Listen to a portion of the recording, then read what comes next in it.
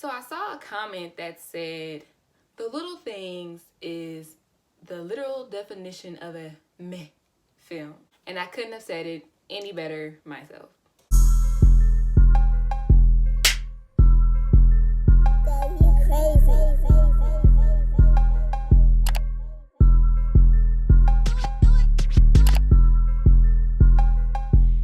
Thank you so much for tuning into my YouTube channel, #Movie Bae. I am Movie Bae, and in this video, I'm going to be doing a review on the 2021 release of The Little Things that stars Denzel Washington, Rami Malek, and Jared Leto.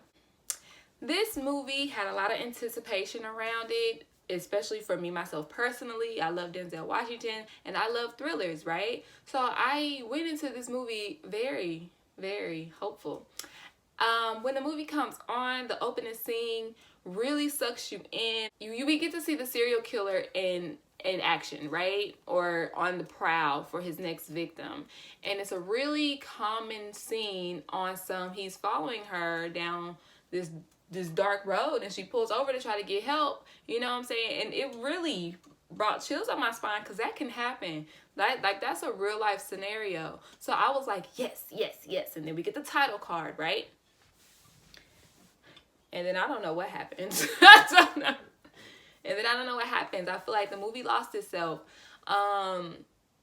It really had like a cool tone to it. So the vibe and the mood literally sucks you in to be sad or meh. Literally, like, meh is how I can describe it. Rami Malek and Jared Leto are Academy Award winners, and I don't care how many awards and accolades you have. I was not pleased with Rami Malek's performance in this movie. He legit looked like a creepo, and every time he graced the screen, I couldn't stomach looking at him because he was so weird. And I was like, is he the killer? Because it would make so much sense if he was. Because, did you see them eyes? He was just like, boy, calm down. Put those back in your head. Like, Mr. Robot, a little literal, okay? So, aside from the slow build, when Rami Malek and Denzel Washington characters get on screen together, more so on the crime scene, is when I got more invested, because I'm trying to look for the little things, so to speak.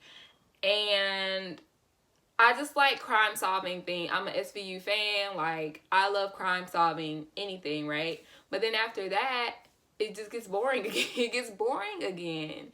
And then they don't get a real suspect until like the second half of the movie, and that's when Jared Leto comes in. And I feel like he does bring the movie up a little bit once he graces the screen. However, it's still just a step above meh. It really is. I just feel like everybody could have just given a step more. Just a little bit more. If it was just a little bit more, I feel like it would have been better. It was like not creepy enough from the right people. Not obsessed enough from the right people. Not mysterious enough from the right people. It was like they all swapped scripts and was like, let's just act like everybody else we're not supposed to act like. So, needless to say, this movie was very, I ain't gonna say it was very slow, because it did pick up once Jared Leto hit the screen, because they had a suspect to tail, so to speak. The end was semi-satisfying, not really. And I just am very upset by this movie, because I had high hopes with such great names attached to the project. It was a letdown. If it was just one step better, it could have been better. But instead, it's meh. Well, that's my quick review for The Little Things. Spoiler alert, if you haven't seen it, go ahead and like, comment, and subscribe to my YouTube channel for more videos just like this. Because right now, I'm about to do a quick spoiler, okay? Just a little quick. I just want to talk to the people who have seen it.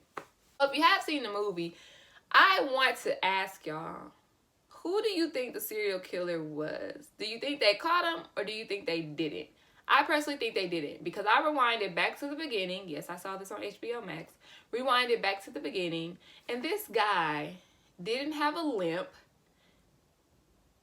like Jared Leto's character did. He wasn't bow-legged like Jared Leto's character was. So I was like, this is not the right guy. This isn't the right guy. So with that being said, I feel like the ending is kind of satisfying in a messed up way.